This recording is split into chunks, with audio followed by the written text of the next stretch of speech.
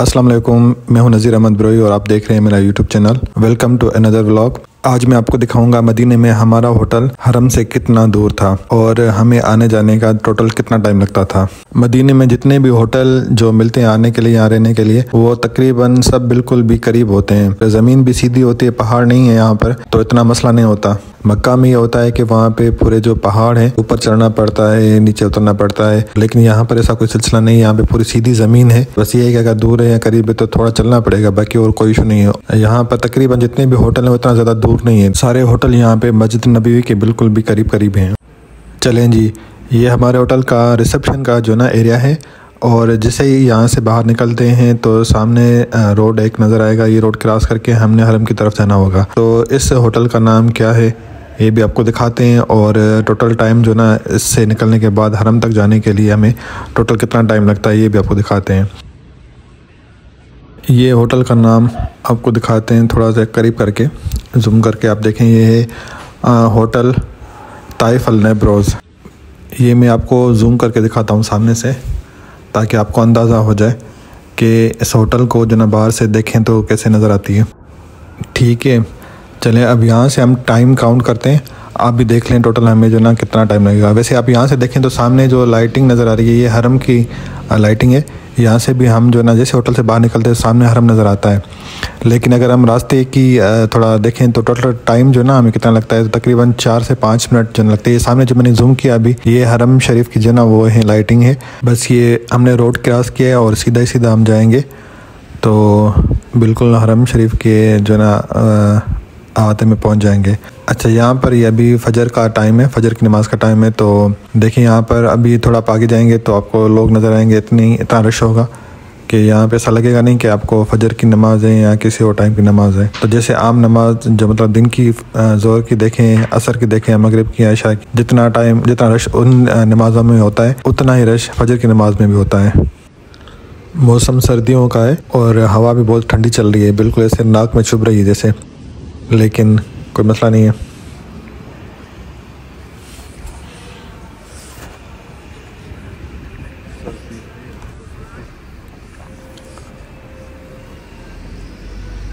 अच्छा, एक और बात बताऊं मैं आपको कि आप जब यहाँ पर आएँ मक्का मदीना उम्रे पे या हज पे जब भी आएँ तो कोशिश करें कि मेडिसिन जो आम तौर पे जो घरों में यूज़ होती हैं, जैसे कि पेट के दर्द की दवा, सर के दर्द की दवा, खांसी की, ज़ुकाम की, नज़ले की, या थोड़ी बहुत जो आम जो एंटीबायोटिक्स हैं हल्के फुल्की किसी इन्फेक्शन की, या एंटी एलर्जिक जो टेबलेट्स होती हैं वो।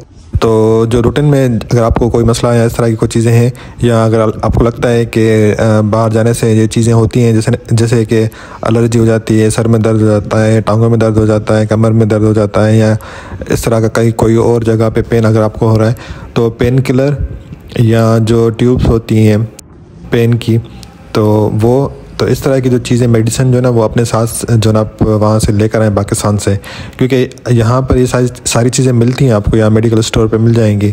लेकिन क्योंकि जो करेंसी का जो फ़र्क है ना उस हिसाब से हम देखें तो वो एक्सपेंसिव पड़ती है।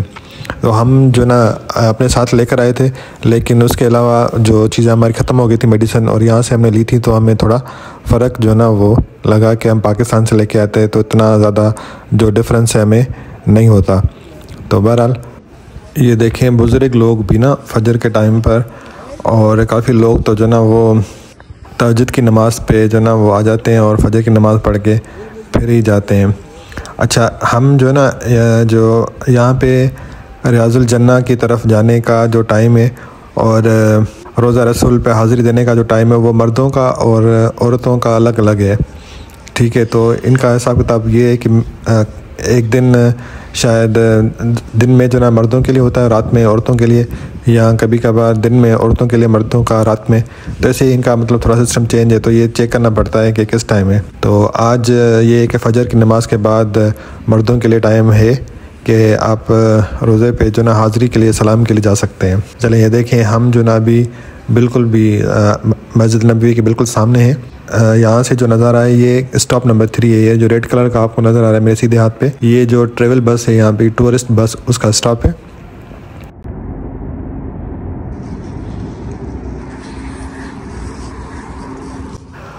और ये सामने बिल्कुल हम जो ना मस्जिद नबवी के बिल्कुल सामने बचपन से ही प्यारे नबी हज़रत मोहम्मद मुस्तफ़ा सल्लल्लाहु अलैहि वसल्लम की मोहब्बत हमारे दिलों में राज करती आ रही है। और आज वो दिन आ गया जब हम मस्जिद नबी के बिल्कुल सामने हैं। जैसे जैसे हम आते हैं तो करीब आते हैं मस्जिद के और रोज़े रसूल के, तो दिल की धड़कनें बढ़ती ही जाती हैं। इस जगह से हम गुज़रते हैं ना, तो ये पूरे इस एरिया में आपको दिन के टाइम कबूतर ही कबूतर नज़र आते हैं।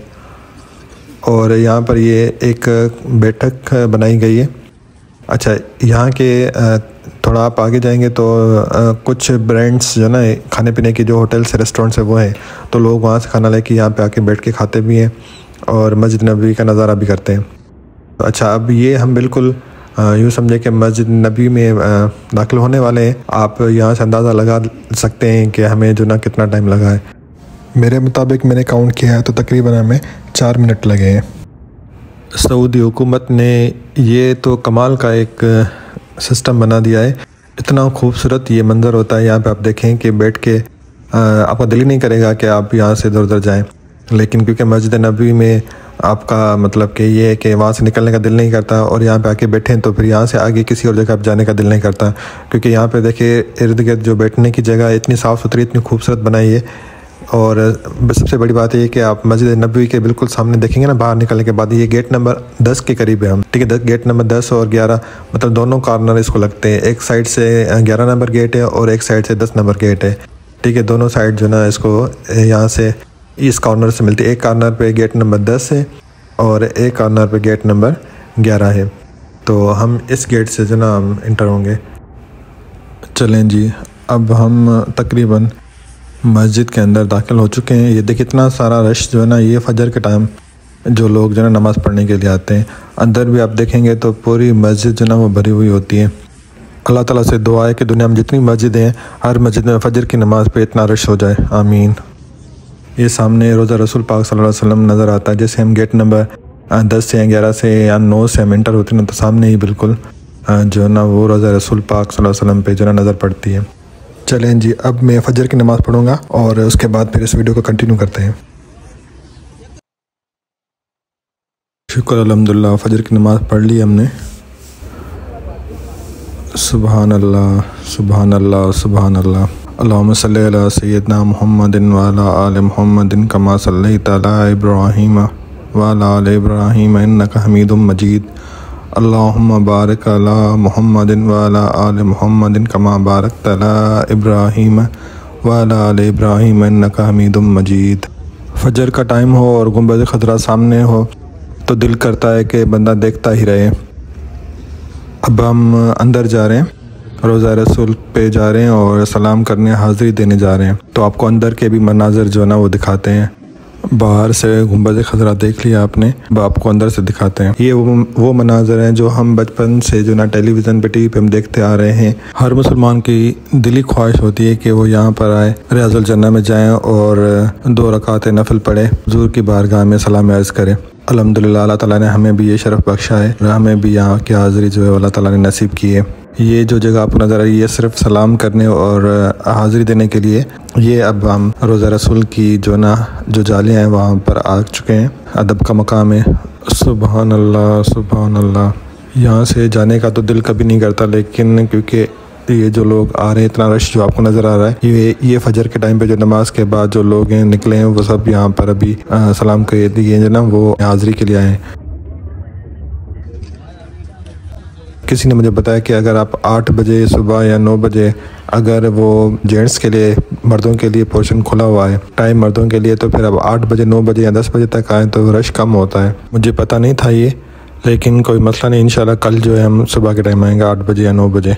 अल्हम्दुलिल्लाह हाज़िरी हो गई, सलाम भी हो गया। अब हम जो है होटल की तरफ जाएंगे अभी इंशाल्लाह, ज़ोहर की नमाज़ पे जन आ जाएंगे वापस। तो अभी मुझे अंदाज़ा ये है कि रियाज़ुल जन्नह से निकलने के बाद हम जो गेट पे पहुंचेंगे, गेट नंबर 10 जहाँ से हम इंटर हुए थे, तो यहाँ से लेके उस गेट तक पहुँचते पहुँचते हमें तकरीबन 2.5 से 3 मिनट लग जाएंगे कम से कम, मतलब 2 से 3 मिनट का ये मुझे अंदाज़ा तो ये लग जाएगा। इसके बाद आगे देखें कितना टाइम लगता है। तो वापसी में भी होटल तक आज कितना टाइम लगेगा ये भी आज हम देख लेंगे, ठीक है। तो आप पहले टाइम जो ना वो यहाँ से ही काउंट कर लें कि मस्जिद नबी का बाहर का आता है, देखें कितना बड़ा है। तो ये भी जो है ना क्रॉस करते करते तकरीबन 2 से 3 मिनट हमें लगेंगे और उसके बाद आगे और देखेंगे हमें कितना टाइम लगता है। अच्छा, रियाजुल जन्नह के लिए ये है कि एप्लीकेशन जो है ना वो डाउनलोड करनी होती है, उसमें परमिट जो है ना वो लेना पड़ता है। तो परमिट लेने के लिए ये है कि आप अपनी डिटेल जो टाइमिंग वो आप सेट कर लेंगे कि कौन से टाइम आपने जाना है। और उसके बाद ये है कि अगर उस दिन जिस दिन आपने परमिट ली है उस दिन अगर आप जाएंगे तो आपको परमिशन होगी। उसके बाद अगर किसी और दिन जाना चाहेंगे तो आपको अलो नहीं करेंगे। टाइम का खेर है, अगर टाइम मिसाल के तौर पे आपने एक दिन का बुक किया है सुबह के टाइम, लेकिन वो शाम के टाइम आपको मतलब आप जा सके, सुबह के टाइम नहीं जा सके, तो फिर आपको अलो करते हैं। जैसे फजर के टाइम मैंने जो सेट किया है टाइम, वो फजर के टाइम किया है कल भी इंशाल्लाह। तो अगर फजर के टाइम में नहीं जा सकता तो ज़ोहर के टाइम या असर के टाइम या मगरिब के टाइम, लेकिन कि वो लेडीज़ और जेंट्स का टाइम जो ना वो देखना पड़ेगा। बाकी ये है कि आप जो ना उसी दिन आपने जाना होगा। अगर वो दिन जिस दिन आपने परमिट ली है उस दिन आप नहीं जाते तो आपको दूसरे दिन अलो नहीं करेंगे। और मैंने देखा है कि जो परमिट लेने के बाद पूरी एक लंबी लाइन लगती है, और जब आपका टाइम आता है वो परमिट चेक करवाने का, तो उसमें काफ़ी लोग जो ना परेशान होते हैं कि किसी को अलो करते हैं, किसी को नहीं अलो करते। तो ये बेसिकली उन लोगों की वजह से होता है जो एक दफ़ा उम्र पारने के बाद वो 3-3, 4-4 दफ़ा जो ना रियाजुल जन्नह की तरफ जाने की कोशिश करते हैं। तो फिर वो झूठ मूठ की जो ना परमिट लेके और जाते हैं, तो फिर वो अगर पकड़े जाते हैं तो फिर उनकी वजह से ना दूसरे लोग जो जिनका राइट होता है वो फिर परेशान हो जाते हैं। तो लेकिन अल्लाह बेहतर करेगा, क्योंकि ये है कि यहाँ पर ये अरबी लोग ना तो उर्दू या इंग्लिश या कोई और लैंग्वेज को समझ नहीं आती। तो बेहतर ये है कि आप जब परमिट लेके जाएंगे ना तो उस वक्त आप कोशिश करें कि अपनी वीज़ा और परमिट जो दोनों जो ना आप अपने हाथ में रखें। प्लस में परमिशन जहाँ से लिया आपने एप्लीकेशन जो है वो भी आप ऑन रखें तो बेहतर है। तो एप्लीकेशन प्लस में स्क्रीनशॉट परमिट का, और तीसरा जो ना वीज़ा आपका जो होगा, क्योंकि वीज़ा पे आपकी पूरी डिटेल होती है कि अगर उनको डाउट होगा तो आप वीज़ा दिखा देंगे। क्योंकि काफ़ी लोग ऐसा करते हैं कि परमिट लेके आते हैं लेकिन वो किसी और को बोलते हैं। सऊदी में जो लोग रहते हैं उनसे कह के परमिट बनवा के और फिर जो ना उनसे वो व्हाट्सएप पे मंगवा लेते हैं और फिर लेके जाते हैं। तो इस वजह से ना ये भी परेशानी होती है कि ऐसे जो लोग हैं उनकी वजह से दूसरे लोग जिनका राइट होता है वो परेशान हो जाते हैं। चलें, ये देखें अभी हम जो ना गेट नंबर 10 पे पहुंच चुके हैं। तो अंदाजे के मुताबिक हमें तकरीबन 2 से 3 मिनट यहाँ पे जो ना वो लगे होंगे रियाजुल जन्नह से लेके यहाँ तक। ठीक है, अब हम यहाँ से टाइम जो ना वो काउंट करेंगे कि यहाँ से लेके हमें होटल तक पहुँचने में कितना टाइम लगता है। ये देखें, आप जैसे ही मस्जिद नबी से बाहर निकलते हैं ना तो ये सारे लोग नमाज के बाद कितनी रौनक है। ये फजर का टाइम है फिर भी देखें इतना रश है, और आप रात के टाइम इशा के टाइम आएंगे तो और भी ज़्यादा रश होती है यहाँ पे कि पैर रखने की जगह नहीं मिलती। यहाँ पे जो सामने मस्जिद गमामा के साथ जो ना 3-4 जो रेस्टोरेंट्स हैं, KFC वगैरह, तो वहाँ से लोग जो ना वहाँ से भी और किसी और जगह से भी खाना वगैरह लेके फिर यहाँ पे जो बैठने की जगह है वहाँ बैठ के आराम से सुकून से खाना भी खाते हैं और नज़ारा भी करते हैं मस्जिद नबी का। ये अब सामने जो मस्जिद नज़र आ रही है आपको, इसको भी ख़ास मकाम हासिल है और ये पुरानी मस्जिद है, तारीख़ी मस्जिद है। इस मस्जिद को मस्जिद गमामा कहा जाता है। और हदीस में आता है कि हुज़ूर पाक सल्लल्लाहु अलैहि वसल्लम को लोगों ने जो ना वो अर्ज़ की कि या रसूलुल्लाह सल्लल्लाहु अलैहि वसल्लम, बारिशों की कमी की वजह से पानी की किल्लत हो गई है तो दुआ करें कि बारिश हो जाए। तो हुज़ूर पाक सल्लल्लाहु अलैहि वसल्लम मस्जिद नबी से यहाँ तक आके और यहाँ पर जो नमाज़ पढ़ी और दुआ की कि बारिशें हों। तो उसके बाद बारिशें फ़ौरन जो ना वो बादल आ गए और बारिश शुरू हो गई। इस नमाज को कहते हैं नमाज इस्तिस्का। तो ये भी मशहूर है और हुज़ूर पाक सल्लल्लाहु अलैहि वसल्लम के लिए मशहूर है कि यहाँ पर जो आखिरी ईद नमाज जो पढ़ी थी वो भी यहाँ पर पढ़ी गई थी। सुभान अल्लाह, मदीना इतना खूबसूरत है कि ये सोचता है पता यहाँ आके कि जन्नत क्या होगी। तभी तो कहते हैं लोग कि मदीना जन्नत है जन्नत। ये सामने मेरे बिल्कुल ये एक बस चलती है और ये पूरे मदीने का टूर करवाती है और मदीने के अंदर जितनी जो बड़ी ज़ियारतें हैं मशहूर वो करवाती है। बिल्कुल अभी इस टाइम जो ना बस भी आ गई है, इसको मैंने जूम किया, देखें कितनी खूबसूरत बस है ये। और इस बस की टिकट जो ना एक दफ़ा आप लें तो वो एक टिकट 24 घंटे के लिए होती है। तो आप 24 घंटे में जितनी बार आप उसमें बैठ के जहाँ जाना चाहें, मतलब जो उसके रूट है जितनी दफ़ा बैठे चढ़ें उसी टिकट के अंदर आप कर सकते हैं। लेकिन ये है कि इस टिकट का जो रेट है वो 80 रियाल है।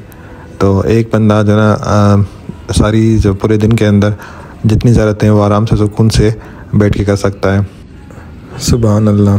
अभी दिन भी चढ़ गया है, दिन की रोशनी भी आपको अभी नज़र आती होगी और हमें जना भूख भी लग रही है। नाश्ते का टाइम हो गया है, अभी जाके नाश्ता करेंगे। खाने का मैं आपको बता दूं यहाँ पर ये कि जितने भी आसपास जो होटल्स हैं ना, तो इनमें देसी खाना पाकिस्तानी जो है वो बहुत कम मिलेगा आपको।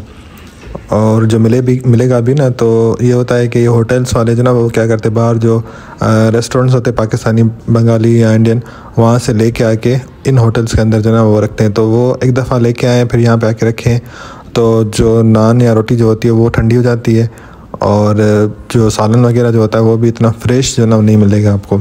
अगर आप फ्रेश पाकिस्तानी देसी खाना खाना चाहते हैं, इंडियन या बंगाली, तो आपको जाना पड़ेगा मस्जिद बिलाल की तरफ। उस तरफ जाएंगे, वो जन्नतुल बकी की साइड पर जो ना आपको जाना पड़ेगा। वहाँ से सीधा मस्जिद बिलाल की तरफ जाएंगे, वहाँ आपको फ्रेश जो ना खाना मिलेगा। लेकिन ये है कि यहाँ पर आपको मिलता तो खाना है और सस्ता भी मिलता है, लेकिन देसी खाना वो फ्रेशनेस जो होती है ना वो उसके अंदर इतनी नहीं होती।